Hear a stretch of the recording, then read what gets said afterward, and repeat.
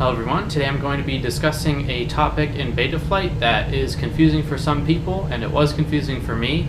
It's D-Setpoint weight and D-Setpoint transition. I'm going to do a brief explanation of what those two values are, and then I'm going to talk about how I tune them and why I tune them that way.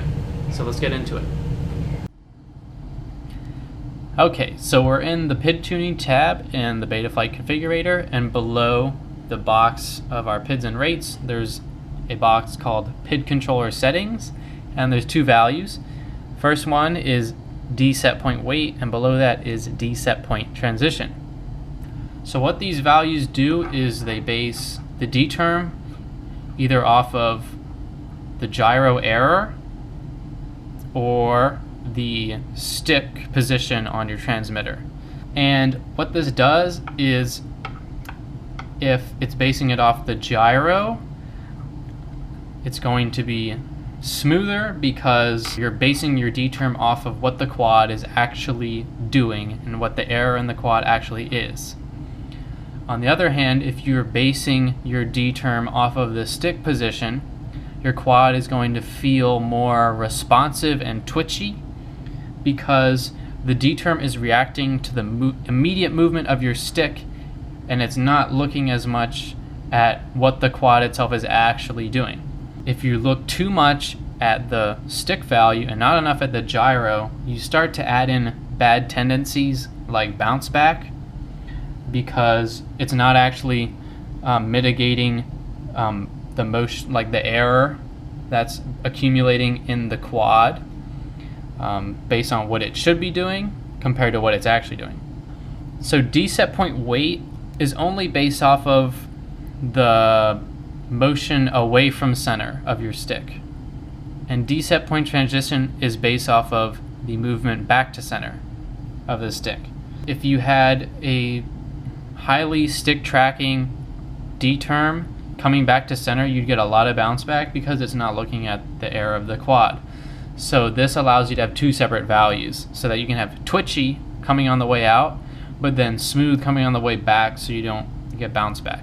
How the values work is, for D-Setpoint weight, 0 means that it's going to read just the gyro and it doesn't care about what your stick is doing.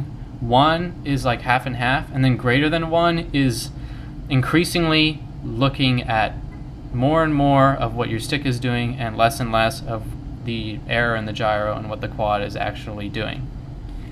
D-Setpoint transition is the same thing, but it's based on D-Setpoint weight. So 1 makes it equal your D-Setpoint weight value for coming back to center, and then as you lower it, it becomes more and more gyro. Once again, D-Setpoint weight to the left, smoother, to the right, more twitchy. D-Setpoint transition to the left, smoother, to the right, more twitchy, but it's based on D-Setpoint weight, and it's only based off the return of the stick, whereas D-Setpoint weight is the movement away from center of the stick. Hopefully that all made sense.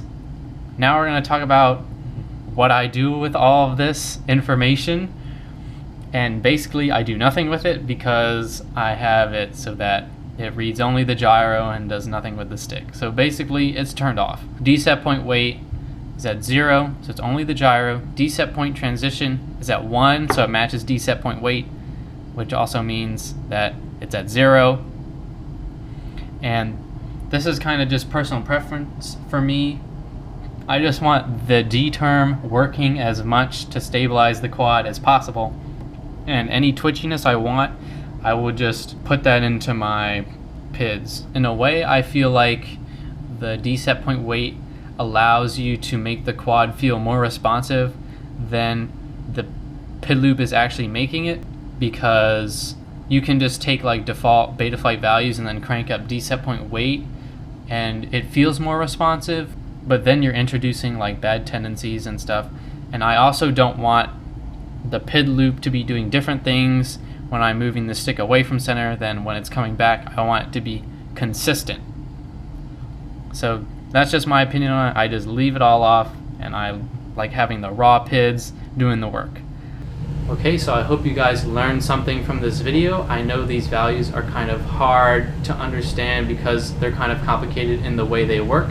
So if you have any questions, please leave them down in the comment section below. It is worth mentioning that this video was requested by someone in the comments. So if you have any other video ideas that you want to see on this channel, please let me know in the comment section. That's pretty much it for this one. So if you like this video, please like it and get subscribed if you want to see more content like this in the future. Thanks for watching.